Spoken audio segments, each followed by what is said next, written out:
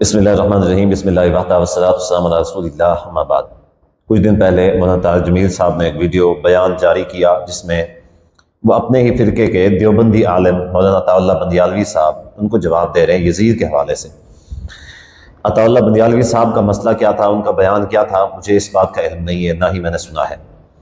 मैं बात को इंशाअल्लाह मुख्तसर करूँगा ताकि तारिक जमील साहब के बारे में या जो इस हवाले से जो बयान है इंशाअल्लाह मुख्तसर रहे। आपने तवज्जो के साथ और इंतहाई इन्हिमाक के साथ सुनना है। तारिक जमील साहब मौलाना अताउल्लाह बंदियालवी साहब का रद्द कर रहे हैं। शायद के अताउल्लाह बंदियालवी साहब ने यजीद के दिफा में कई सारी बातें की है, तो मौलाना तारिक जमील साहब उसके रद्द में यानी उनकी इस्लाह करते हुए फरमाते इस्लाह करने के लिए, ये याद दिहानी के लिए, ये बात ऐसे नहीं, ये बात ऐसे नहीं, ये फलां बात ऐसे है। तो इस वजह से उन्होंने बयान रिकॉर्ड करवाया कि अताउल्लाह बंदियालवी साहब की इस्लाह करें। हालांकि तारिक जमील साहब ने अपने बयान के अंदर, अपने ही बयान के अंदर बहुत सारी बातें गलत की हैं, झूठी बातें बयान की हैं, बहुत सारी बातें झूठी बयान की हैं। मैं दो चार बातों का तज़किरा करूँगा।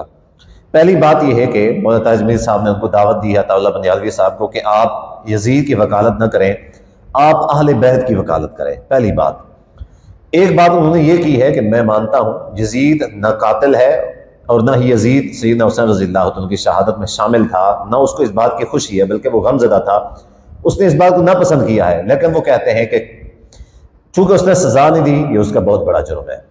तीसरा मसला, उन्होंने ये कहा कि ये जो रिवायत अताउल्लाह बंदियालवी साहब 3 शर्तों वाली बयान करते हैं हुसैन रज़ियल्लाहु अन्हु की, ये 3 शर्तों वाली जो रिवायत है ये वो बयान करते हैं।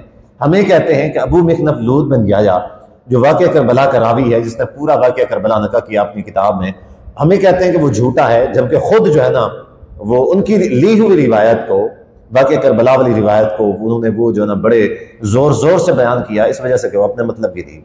ये रिवायत वो कहाँ से लेके आए हैं? 3 बातें हैं, इन 3 बातों का जवाब दूंगा। ये 3 बातें आपने नोट कर लेनी है। सबसे पहली बात, तारिक जमील साहब कहते हैं कि आप अहले बैत की वकील बने, यजीद के वकील न बने।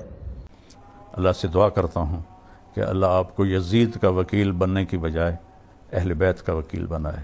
और ये तो मैं यहाँ पे ये बात कहना चाहता हूँ, तारिक जमील साहब बात तो कर देते हैं लेकिन तारिक जमील साहब के पास कभी कोई सबूत नहीं होता।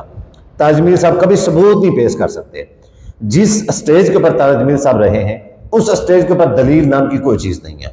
मिसाल के तौर पर तबलीगी जमात के स्टेज के ऊपर तारिक जमील साहब रहे हैं, तबलीगी जमात के स्टेज के ऊपर कभी दलील मांगी नहीं जाती, कभी दलील नहीं मांगी जाती।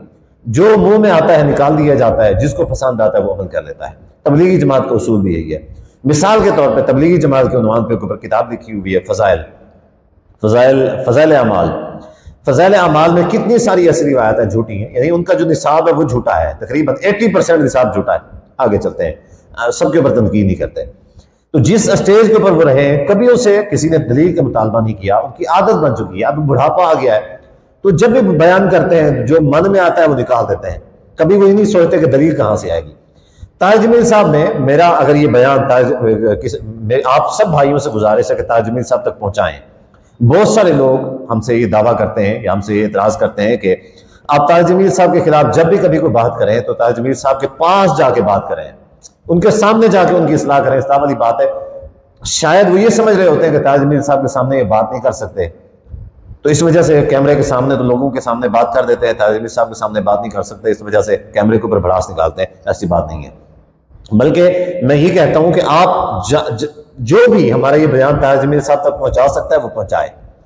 तारिक जमील साहब को हमारा चैलेंज है, ये जो 3 हमने सवाल उठाए हैं इनमें जो हम बातें करने जा रहे हैं, तारिक जमील साहब को हमारा चैलेंज है, तारिक जमील साहब खुद हमारे पास आ जाए, 1 on 1 सामने कैमरे के सामने बैठ के इंशाल्लाह बात कर लेंगे, या फिर तारिक जमील साहब हमें अपने पास बुला लें, हम उनके पास चले जाएंगे। बड़े अदब और एहतराम के साथ, जानते हैं हम तारिक जमील साहब गलत बातें जरूर करते हैं, लेकिन तारिक जमील साहब कोई इंतशारी बंदे नहीं है, कम इल्मी जरूर है लेकिन लड़ाई झगड़े वाले बंदे नहीं है।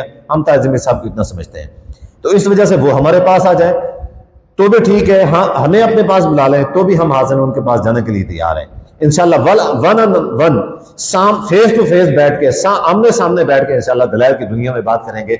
दुनिया में लोगों को इंशाल्लाह दूध का दूध और पानी का पानी जो है ना लोगों के सामने वाज़ेह हो जाएगा।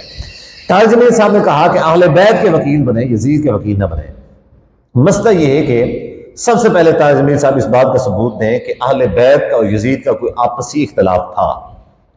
किसी सही एक भी तारीखी सही सनद की रिवायत पेश कर दें जिससे ये साबित हो जाए कि अहले बैत का यजीद का कोई इख्तिलाफ था। ये तो अहले तशय्यो की कहानियां हैं, ये तो शियों की कहानियां बनाई हुई हैं कि अहले बैत का यजीद का इख्तिलाफ था। आज तक हमें तारीख में अहले बैत का कोई एक शख्स, मैं सिर्फ उसे हज़रत हुसैन रज़ियल्लाहु अन्हु की बात नहीं कर रहा, बल्कि अहले बैत का कोई एक शख्स, छोटे से छोटा बड़े से बड़ा फर्द, कोई एक शख्स भी सही रिवायत के साथ कोई एक रिवायत इस तरह की पेश करते हैं जिसने यजीद के बारे में कोई बुरा जुमला कहा हो, जिसने कोई गलत कमेंट्स पास किए हो, यजीद ऐसा तैसा बंदा है, यजीद के खिलाफ कोई बात की हो, एक लफ्ज भी कहा हो, एक लफ्ज से इसे नबी साहब साबित करते हैं। अलबत्ता कई सारी ऐसी रिवायत मिलती हैं अहले बैत के अफराद में से जिन्होंने यजीद की तारीफ की है, जिन्होंने यजीद की मैं उधर नहीं जाना चाहता, मैं यजीद की तारीफ वाले अहले बैत के अगर वो अल्फाज बयान करना शुरू कर दूंगा तो सुनने वाले जो है उनको आग लगेगी। चले उस तरफ जाते ही नहीं है। सिर्फ तारिक जमील साहब से गुजारिश ही है, हमारी तकाज़ा यही है कि आप सिर्फ एक ऐसी रिवायत बयान कर दें जिसमें अहले बैत के किसी एक फर्द ने यजीद के बारे में कोई गलत बात की हो, यजीद बुरा है, ऐसा तैसा है, उसके खिलाफ कोई बात की हो, आप पेश कर दें। लेकिन अगर आप पेश नहीं कर सकते और इंशाल्लाह क़यामत तक पेश नहीं कर सकेंगे, तो आपका ये कहना कि अहले बैत के वकील बने, यजीद के वकील ना बने, तो यजीद का जब यजीद और अहले बैत का कोई इख्तिलाफ आप साबित ही नहीं कर सकते, तो ये कौन सी बात आ गई। असल मसला ये है कि आप अहले बैत के वकील नहीं, आप अहले तशय्यो के वकील बने हुए हैं। तारिक जमील साहब, आप अहले बैत के वकील नहीं हैं, आप अहले तशय्यो के वकील बने हुए हैं। यही वजह है कि आप हमेशा अहले बैत, देखें, आप अहले बैत के वकील होते, आप सिर्फ अहले बैत के हक में बातें करते चले, बात समझ में आती, ठीक है। यजीद के खिलाफ बात करना कौन सी अहले बैत की वकालत है, पहली बात। दूसरी बात यह है कि आप अहले तशय्यो जो है उनको जफ्फे डालते हैं, जो सहाबा को गालियां देने वाले हैं, सहाबा को गालियां देने वाले, आप उनको जफ्फे डालते हैं, आप उनको जफ्फे डालते हैं। आप ये कहते हैं अहले बैत की मोहब्बत होनी चाहिए, सहाबा की मोहब्बत नहीं होनी चाहिए। हम भी आपसे कह सकते हैं, हम भी आपसे इस बात का तकाजा कर सकते हैं कि आप सहाबा के वकील बने, रावजियों के वकील ना बने। एक तरफ सहाबा है, दूसरी तरफ रावजी हैं, वो सहाबा को गालम गलोच करते हैं, आप उनका रद्द कभी नहीं करते हैं, उनका रद्द कभी नहीं करते, उल्टा जाके उनके पास उनको जफ्फियां डालते हैं, उनके पास जाके बयान करते हैं और कहते हैं कि ये अहले बैत के असल दाई है, असल अहले बैत के दाई यही है, अहले बैत से मोहब्बत करने वाले यही हैं। हालांकि उनका कोई भी अमल अहले बैत से नहीं मिलता।